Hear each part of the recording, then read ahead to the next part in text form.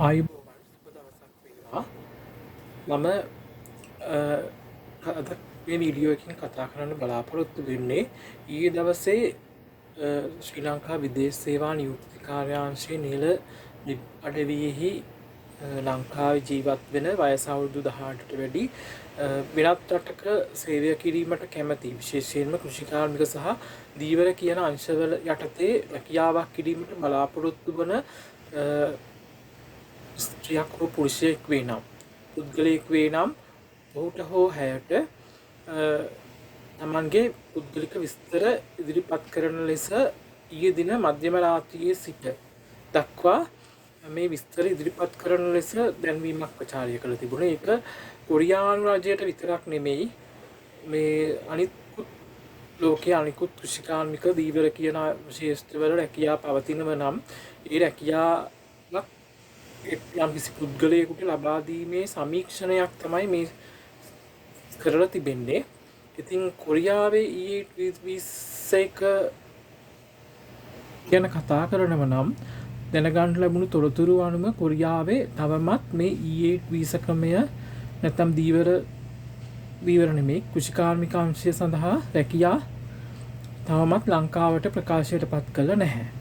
යම් හේකින් හෝ ලංකාවට මේ E8 වීසා ක්‍රමය යටතේ කෘෂිකාර්මික අංශයෙන් රැකියා ලබා දෙනව නම් අපි දන්න තොරතුරු අනුව කොරියාවේ නම් කළ කිසියම් ප්‍රදේශයකට ලංකාවේ නම් කළ කිසියම් ප්‍රදේශයක පුද්ගලයන් තමයි E8 වීසා ක්‍රමය යටතේ කොරියාවට ශ්‍රමිකයන් වශයෙන් ගෙන එන්න බලාපොරොත්තු වෙනවා කියන්නේ. ඉතින් ඒ උදාහරණයක් විදිහට කියනවා නම් කොරියාවේ උල්සාන් හෝ පූසාන් කියන ප්‍රදේශවලට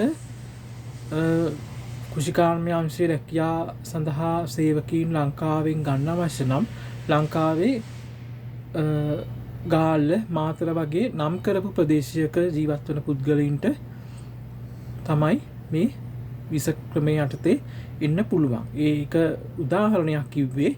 ඉතින් ඒ විදිහට කොරියාවේ නම් කරපු ප්‍රදේශයකට ලංකාවේ නම් කරපු තව ප්‍රදේශයක සේවකයන් ශ්‍රමිකයින් අවශ්‍ය ප්‍රමාණයක් ලබා ගැනීම තමයි මේ යටතේ සිදු කරනවා කියලා කියන්නේ. ඉතින් ඒ නිසා කිසිම පුද්ගලයෙකුට හෝ ආයතනයකට දැනට ඔබ මුදල් දීමෙන් වළකින්න කියලා ඉල්ලා සිටිනවා.